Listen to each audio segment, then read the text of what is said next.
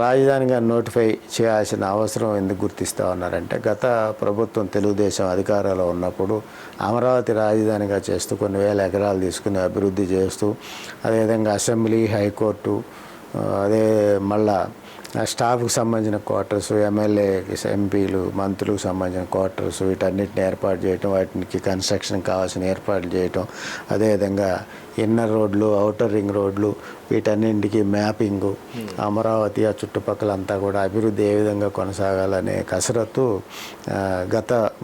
గతంలో ముఖ్యమంత్రిగా చంద్రబాబు ఉన్నప్పుడు కొనసాగింది అమరావతి రాజధానిగా. దాని తదనంతరం వచ్చిన వైసీపీ పార్టీ 3 రాజధానులు స్లోగన్ తీసుకున్నారు అప్పుడు ముఖ్యమంత్రిగా ఉన్న జగన్మోహన్ రెడ్డి.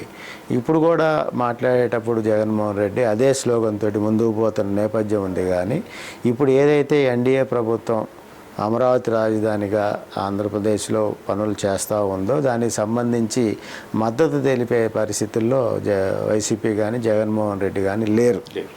దీని మీద దృష్టి పెట్టారు. అదేవిధంగా ఇతర రాష్ట్రాల్లో కానీ ఇతర దేశాల్లో కానీ ఆంధ్రప్రదేశ్కి పెట్టుబడులు పెట్టాలి, ఆంధ్రప్రదేశ్లో మీరు రావాలని సంస్థలను కోరిన నేపథ్యంలో ఆయా సంస్థల నుంచి కొన్ని ప్రశ్నలు ఆంధ్రప్రదేశ్ ప్రభుత్వం ఎదుర్కొన్న నేపథ్యం ఉంది.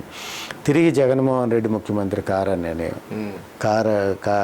మళ్ళీ కారు అనేది ఏముంది, లేదా తెలుగుదేశం ప్రభుత్వమే లేదా ఎన్డీఏ ప్రభుత్వమే తిరిగి అధికారంలోకి వస్తుంది అనేది గ్యారంటీ ఏముంది.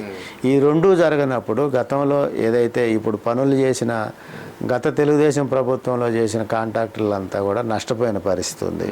అదే కాకుండా ఆ జరిగిన పనుల్లో అవినీతి జరిగిందని ఆ టెండర్ని తగ్గించి ఏదైతే రీటెండర్ సిస్టంలోకి వచ్చేసి దాన్ని పొదుపులోకి తీసుకొస్తాం, అవినీతిని నిర్మూలిస్తామని ఒక ఏజెన్సీ ద్వారా దాన్ని తగ్గించి అయినా కూడా కాంట్రాక్టర్లు మాకు వచ్చిందే చాలనే విధంగా కూడా ముందుకు పోయిన పరిస్థితి చాలా కంపెనీలు చూసాం.